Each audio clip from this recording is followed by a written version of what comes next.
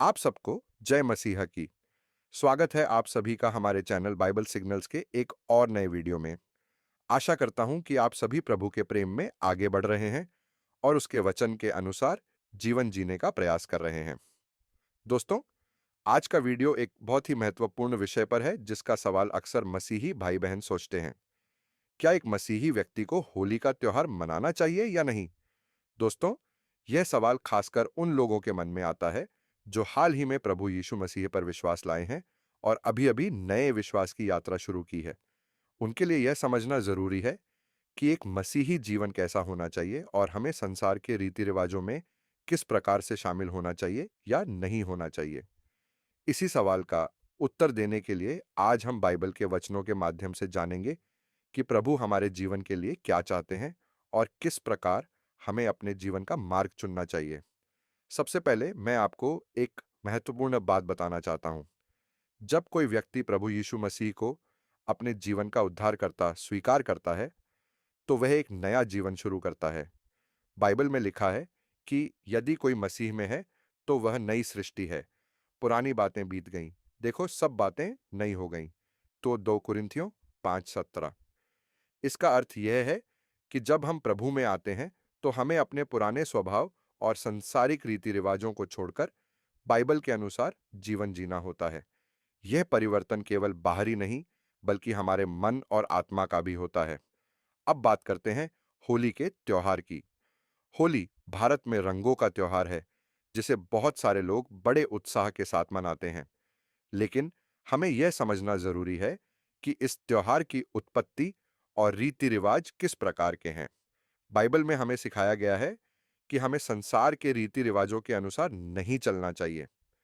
Romeo 12:2 में लिखा है, और इस संसार के सदृश ना बनो, परंतु तुम्हारे मन के नए हो जाने से तुम्हारा चाल चलन भी बदलता जाए। इस वचन का अर्थ है कि जब हम प्रभु में आते हैं, तो हमें अपनी सोच और जीवन शैली को बदलना होता है, ताकि हम परमेश्वर की इच्छा के अनुसार जीवन जी सकें। होली का त्योहार कई लोगों के लिए केवल रंगों और मस्ती का त्योहार हो सकता है, लेकिन इसके पीछे की परंपराएं और रीति रिवाज परमेश्वर के वचन के अनुसार नहीं हैं। बहुत से लोग इस दिन नशा करते हैं, गंदी बातें करते हैं और ऐसा व्यवहार करते हैं जो मसीही जीवन के अनुरूप नहीं है। परमेश्वर चाहते हैं कि हम पवित्र जीवन जिएं और किसी भी प्रकार के पाप से दूर रहें। 1 पतरस 1:16 में लिखा है, क्योंकि लिखा है, पवित्र बनो, क्योंकि मैं पवित्र हूं। जब हम प्रभु को अपने जीवन का मार्गदर्शक मानते हैं, तो हमें उन कार्यों से बचना चाहिए जो पवित्रता के विरुद्ध हैं। अब सवाल ये उठता है कि अगर कोई हमारे घर आता है और हमें रंग लगाने की कोशिश करता है, तो हमें क्या करना चाहिए? देखिए दोस्तों, हमें हर परिस्थिति में प्रेम और धीरज के साथ व्यवहार करना चाहिए। गलातियों 5:22-23 में बताया गया है कि आत्मा के फल प्रेम, आनंद, शांति, धीरज, कृपा, भलाई, विश्वास, नम्रता और संयम है। यदि कोई हमारे घर आता है और रंग लगाने की कोशिश करता है, तो हम उसे प्रेम पूर्वक समझा सकते हैं कि हम प्रभु यीशु मसीह पर विश्वास करते हैं और बाइबल के अनुसार जीवन जीते हैं। हमें उन्हें बताना चाहिए कि हम संसार के रीति रिवाजों में शामिल नहीं होते, क्योंकि हमारी पहचान अब मसीह में है। इसके अलावा हमें अपने बच्चों को भी बचपन से ही बाइबल के वचनों के अनुसार जीवन जीने की शिक्षा देनी चाहिए। नीति वचन 22:6 में लिखा है, लड़के को उसकी चाल पर आरंभ में ही शिक्षा दे और वह बुढ़ापे में भी उससे न हटेगा। यदि हम अपने बच्चों को सिखाते हैं कि प्रभु के मार्ग में चलना कितना महत्वपूर्ण है, तो वे बड़े होकर भी उसी मार्ग पर चलेंगे।